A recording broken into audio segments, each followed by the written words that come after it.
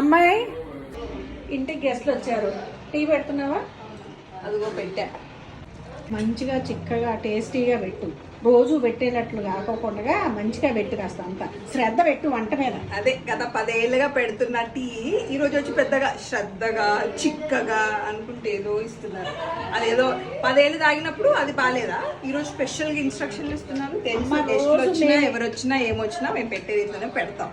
రోజు ఏదో అంటే తెలుసులేండి, మీరు అక్కడ వచ్చారని ఇక్కడ కొంచెం ఓవర్ యాక్షన్ చేయాలనా? అర్థమవుతుందిలే, మాత్రం ఉండాలి అత్తగారు. రోజు ఏదో కాస్త అడ్జస్ట్ అయ్యి తాగుతున్నాం, తింటున్నాం అమ్మా. అట్లీస్ట్ గెస్ట్లు వచ్చినప్పుడైనా చక్కగా చేయడం నేర్చుకో.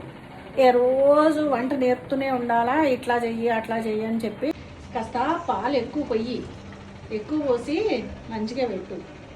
ఉన్న పాలని పోసా, మళ్ళీ ఎక్కువ పోసి పెట్టు అంటే గెస్ట్లు వచ్చినప్పుడైనా కాస్త అంత పాలు ఎక్స్ట్రా పెట్టుకోవాలని తెలియదా? పాలు అయిపోయాయని కాదు, రోజు పెడతా కదా, బాగుంది బాగుందని తాగుతారు. ఇవాళ కొత్తగా చెప్తున్నారు ఇన్స్ట్రక్షన్లు. అంటే ఎవరైనా వచ్చినప్పుడైనా రోజు పెట్టే స్పెషల్ ఉండాలి కదా.